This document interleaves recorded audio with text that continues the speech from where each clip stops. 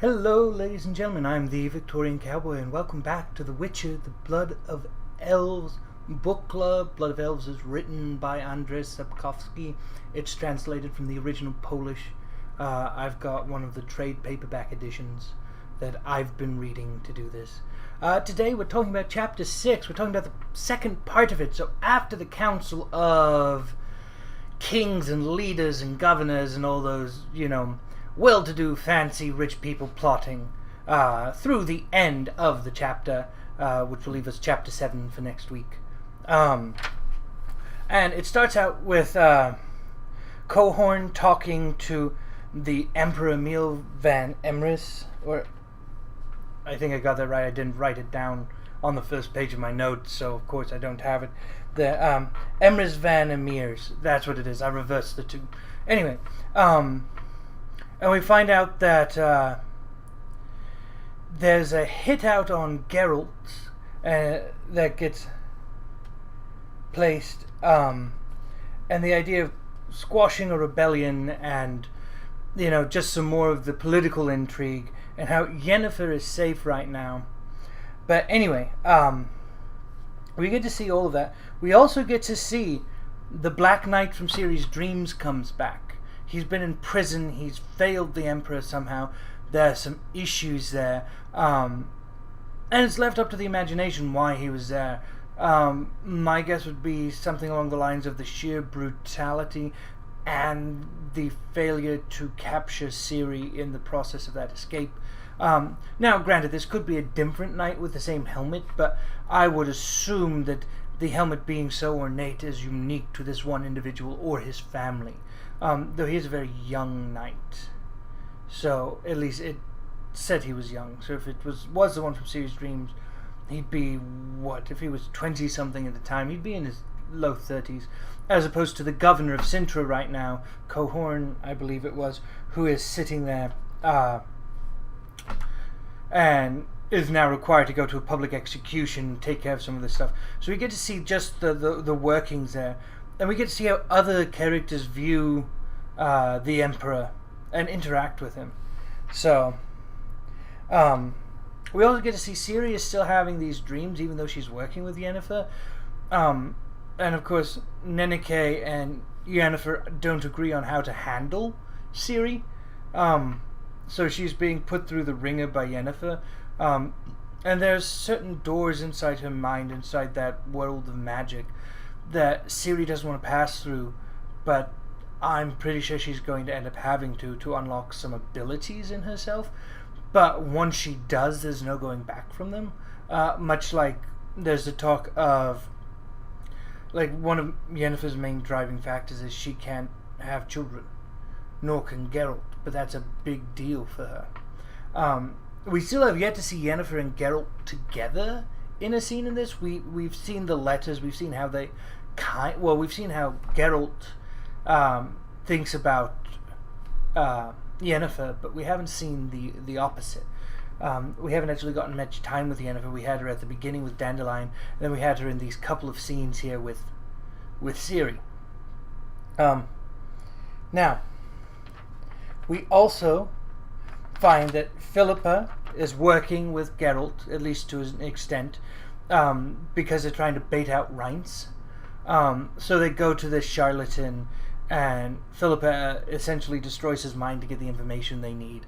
And they manage to summon Reince, and he comes with these assassins. And of course, Geralt and them are lying in wait, and Geralt jumps out, and I particularly enjoy reading some of the fight sequences, because even though I'm not always sure what everything means, especially when you get into some of the technical terms for fencing and whatnot, I've just got this image of some of the things that I do understand, and it's just spectacular to think about. So Geralt kills all of these hired assassins. Philippa again gets the information she needs from the one who survives and puts him out of his misery, because Geralt has eviscerated him quite literally, because his blade is not only a lightweight blade, though durable, but it's also sharper than most blades, and especially thinking about medieval blades, so like a broadsword of some sort. They were actually not quite as sharp, and they were meant more so as bludgeoning weapons against other knights or something like that. So it required a lot more force than what Geralt would use.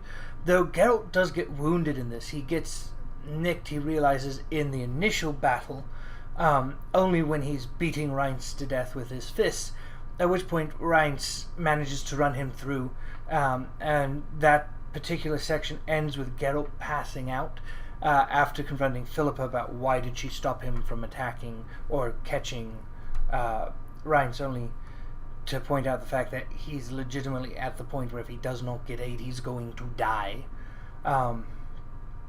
So it's an interesting section. We've got that action sequence, which is nice. Oh, the one section I forgot. We get Vilgefortz and Tessia, the Archmage, and the one who starts with a T, who for some reason escapes me, and Lydia. And so thinking about Lydia and like the problems with her face after getting it blown off and being able to only communicate telepathically, and Vilgefortz trying to find Yennefer, and there's some deviousness there because I'm pretty sure he's going to be looking for the source, and Tessia, who's like, this doesn't make sense. It even ends with Vilgefortz alluding to the fact that he gets a letter that says Geralt has died now, even though that's been a common theme, is that everybody thinks Geralt has died, and he hasn't. Like, that much is clear. Philippa and Shawnee, who's a medical student, are going to be able to put him back together, albeit in a rough way, but no, just seeing them at dinner and seeing how the chapter of mages and sorcerers revolves around this one man now, and how this young man has them almost in his pocket, except for Tessia, who is almost disgusted by him and at the same time in awe, but she understands his play. My question is, how much of the telepathy can they how much can they read someone's mind versus how much can their mind be read? I'd assume that someone like Tessia, who's an Archmage, constantly has some barricades up to prevent her from being read, so like you could inject your thoughts or your questions, so like Lydia does, into her, but you couldn't read what she was saying unless she wanted you to. Anyway, we've got one chapter left in this. The other thing I was going to say is Geralt's speech about protecting Ciri to Philippa while he's standing there bleeding out, and how he won't swear because he's got nothing to swear by, but he will keep her safe. I think that just shows how devoted and loyal a guardian he is, and I think people underestimate the fact that he's a witcher, somebody who's known for killing things, that he won't make a connection when really he has this really strong connection with Ciri, and he has this sense of duty and honor that isn't bound necessarily to his code, because witches all over the place have done things that aren't savory. But he's got this really clearly defined sense of right and wrong in the world, and I feel that's expertly shown there when he's talking to Philippa before he passes out. So like I was saying before, we have one chapter left. I'm looking forward to it. We'll wrap up this book. I do have the next book in this series on my shelf over there, so we probably will start reading that one within the next month. I have not decided yet. I may try and read another book briefly, get a short, smaller book out of the way, then get back to this. But I do like making the weekly videos for this, so I may just try and read 2 at one time, which, with my schedule, little bit hectic, but I'm really enjoying making these videos. I hope you're enjoying listening to my thoughts, listening to some of my analysis. I enjoy reading the comments when you have anything to say, so please continue leaving them. Thank you so much for watching, and have a good one. Well, ladies and gentlemen, this is the end of our video. We do hope you've enjoyed it. If you have, give us a like, comment, subscribe. Let us know what you thought, and as always, have a good one.